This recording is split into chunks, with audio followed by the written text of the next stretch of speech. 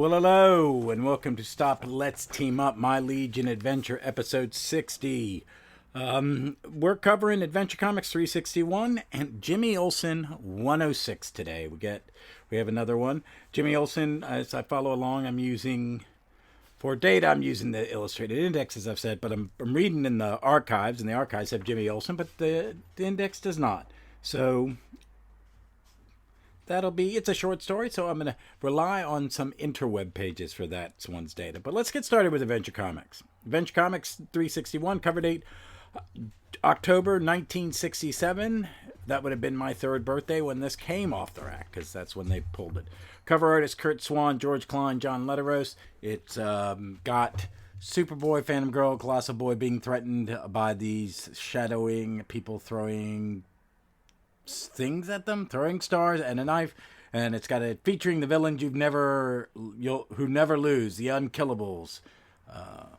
It's an okay cover. It's kind of, they've been better, they've been worse. It's an okay cover. It's Kurt Swan, George Klein, so it looks pretty. So that's one thing. The name of the story is The Unkillables. It is a 23-pager. Part 1 is called The Unkillables. Part 2 is Time's Most Notorious Killers.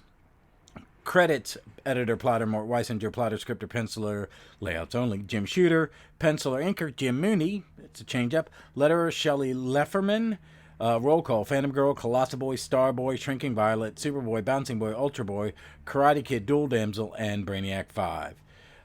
There is supporting character. Character is President Chondro Boltax. The Dominators are back. The villains are the Head Unkillable and the Unkillables. And Colossal Kid is mistakenly called Colossal Kid in this one. I forgot about that. There's a little note in here. Well, let's do the synopsis for the Unkillables.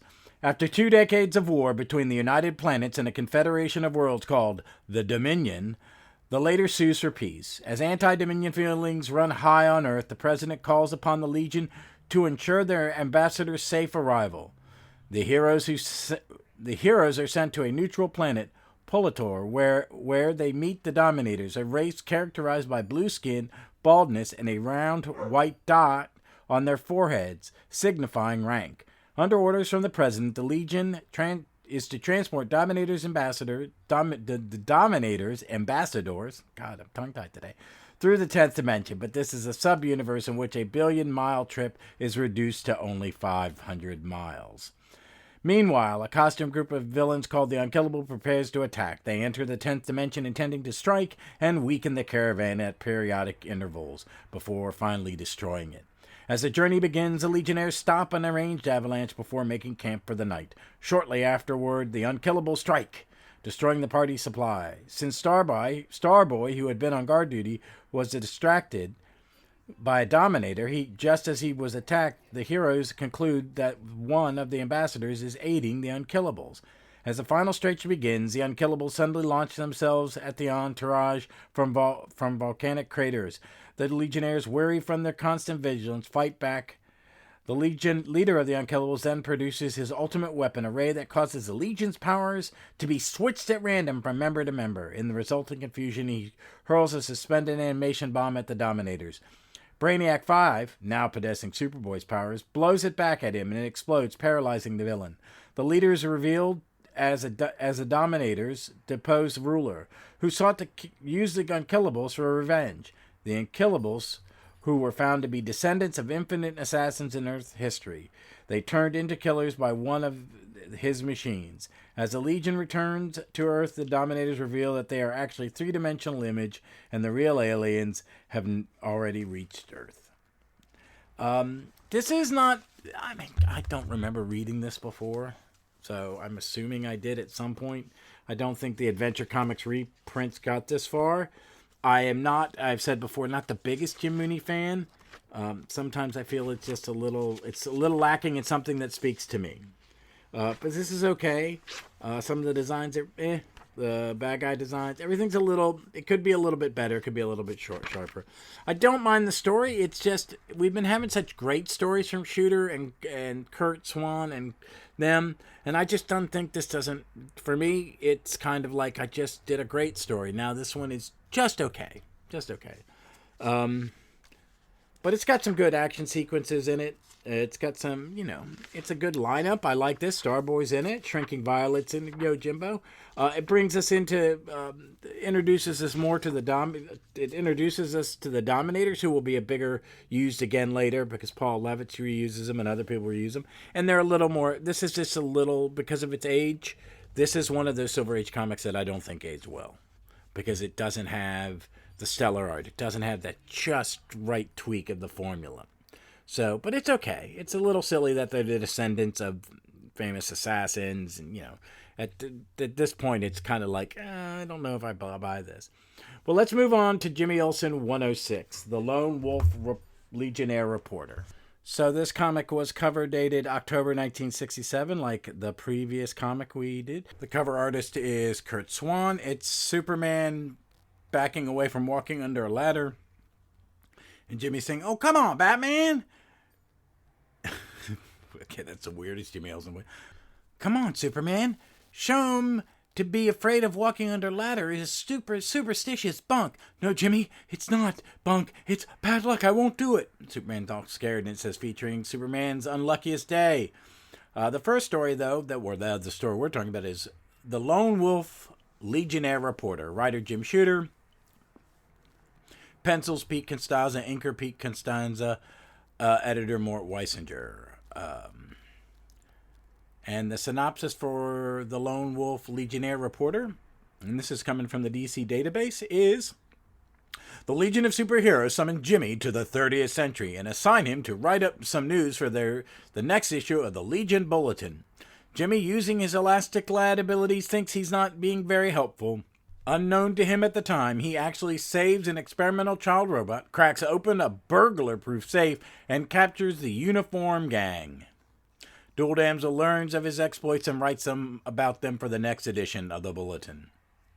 Roll call is Brainiac 5, Dual Damsel, Element Lad, My Man, Mon-El, and Elastic Lad. It is a silly little Silver Age Jimmy Olsen comic. It's okay. It's fun. It's simple. It's a short little 9-pager with some good... I'm not that familiar with Pete Costanza, so I'm going to talk about him in a minute, but I think the art's okay. It's different. I just thought it was weirdly inked George Papp when I was looking at it at first, but it is definitely different. It's reprinted nicely in here. I don't know what it would have looked like with, I'm seeing it on glossy paper. The colors are a little bit brighter than back then, and the color choices are all based on that the 4-color palette, but it's okay. There's some neat stuff. It's one of those things. I'm going to come in here and I'm going to accidentally save the day. I'm not a hero, but he is a hero. I don't know how to put it. Jimmy I'm just going to be a reporter, but then I save the day. And he has these, the zany outfits. It starts with him he turns himself into a cannel, shoots his head out of the cannon, and then is the net and catches himself at the 1967 Metropolis Fairgrounds. He's on the Metropolis Fairgrounds doing it for charity, and then he hears in his little ear thing from Brainiac 5 to him to go to his home and get in his time cube. Jimmy Olsen has a time cube. I don't think that's a good idea. I really don't. He turned into a giant porcupine once, didn't he? But that flies Jimmy to the future. He thinks he's going to do all this heroic stuff, but he's going to be a reporter, and he ends up being really heroic. He stops the train by being stretchy. He breaks into the safe by finding a gap and working the gears. He prevents this gang called the Uniform Gang. They're called the Uniform Gang because they wear green uniforms. They look like futuristic cops, and they're driving around in a green car with a star, which looks like a green cop car.